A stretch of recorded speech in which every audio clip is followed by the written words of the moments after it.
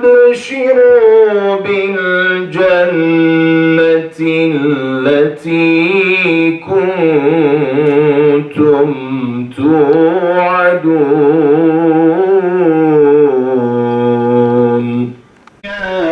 وفي الآخرة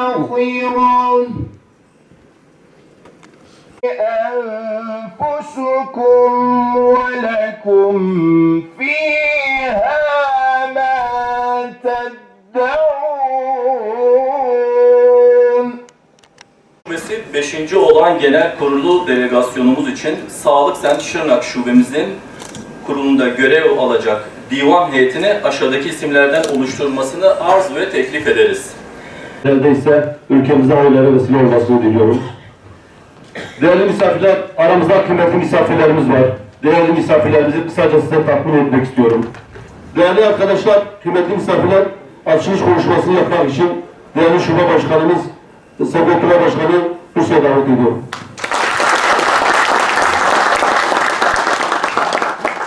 Gelmiş sendikacılık zihniyetini yıkmak için bir grup fedakarlar tarafından kurulmuştur. Sendikamız merhum Mehmet Akif İnan'ın çizdiği yolda haklı mücadelesinde üyelerin sorunları ile ilgilenmekten başka hiçbir amaç ve uğraştığı bir ideoloji yoktur. İdeolojimiz gerek sağlık ve sosyal hizmet çalışanları olsun, gerekse toplumsal insanlık çıkarlarına ters olan her türlü zulüm ve haksızlıklara karşıdır. Değerli konuklar ve sevgili sağlık ve sosyal hizmet çalışanları, ailesi, gerçekleştirmek istediğimiz 5. olağan kongremiz, amacımız bu hizmet bayrağını daha ileriye taşımaktır. Sağlık Sen'in, Memur Sen ve tüm bağlı iş kolları ile birlikte Türkiye'de önemli bir boşluğu doldurmaktadır. Hizmet sendikacılığı anlayışıyla mücadele vererek elde edilen kazanımlarla hizmet sendikacılığı farklı gözler önündedir. Sağlık ve sosyal hizmet çalışanların sorunlarının çözümü için olduğu kadar insanlığın kurtuluşu ve huzuru için de mücadele ediyoruz. Değerli yol arkadaşlarım, sağlık ve sosyal hizmet çalışanların hizmeti sadece bir mesleki değil, fedakarlığın, sabrın ve insan hayatına duyulan saygının en güçlü yansımasıdır. Böylesine önemli bir görevi başarıyla sürdürebilmenin yolu, birbirimize güvenmekten, birlikte düşünmekten ve ortak akıl anlayışıyla hareket etmekten geçmektedir.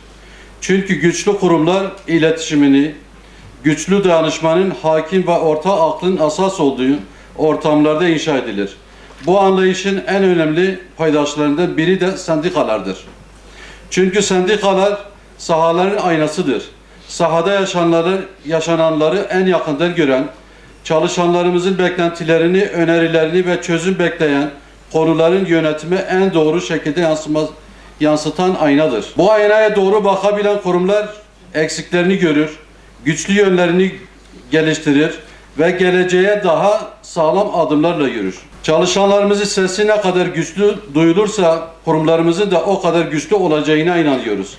Bu nedenle sendikaları yalnızca taleplerin dile getirildiği platformlar olarak değil, çalışma barışını güçlendiren, çözüm üreten ve ortak aklın gelişmesine katkı sağlayan önemli paydaşlar olarak görüyoruz.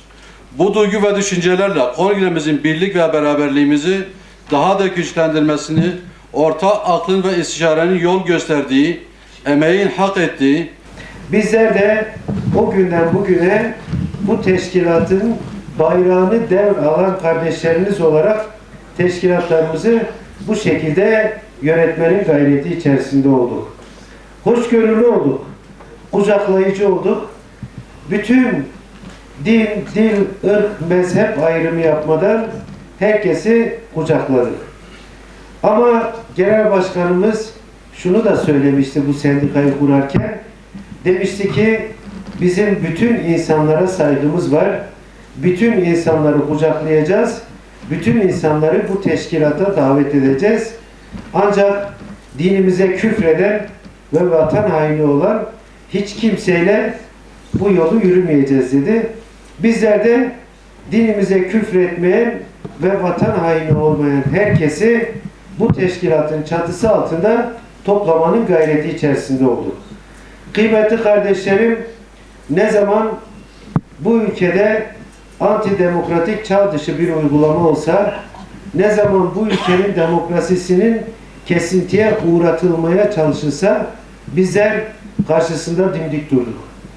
15 Temmuz'da bu ülkede meydanlara inen ilk sivil toplum kuruluşu oldu. 15 Temmuz gecesi bütün camilerin minarelerinde hamdolsun Diyanet Ser başkanlarımız selalar okuyarak vatandaşlarımızı sokağa, meydanlara, demokrasiye sahip çıkmaya davet etti. Bizler sendikacılık yaparken hiçbir zaman esnafımızın rızkıyla, vatandaşımızın rızkıyla oynamadık. Hiçbir zaman, biraz önce kıymetli divan başkanımız da ifade etti, kaldırım taşı söken, askere, polise taş atan, esnafın kepenklerini indiren bir sivil toplum örgütü hamdolsun olmadık. Bizler her zaman demokrasiden yana, kardeşlikten yana, birlik ve beraberlikten yana sendikacılık yaptık. En yakın böyle birlikte yol alabileceğimiz ve arkadaşlarımızı nazımız geçebileceğimiz arkadaşları listeye ekledik. O yüzden bu listeyi oluştururken belki de hepimizin yeri yoktu orada. O yüzden hepinizden de başta yani bu görevi en layıkıyla yapabilir. Belki bizden daha iyi yapabileceğinizi gayet iyi biliyoruz. Kusura bakmayın ve özür diliyoruz hepinizden. Ama bu listeyi oluşturmak istiyorduk. Bu listeyi bir şekilde oluşturduk. Onayınıza sunduk. Sizler de bu listeyi onayladığınız için hepinize teşekkür ediyorum. Allah razı olsun.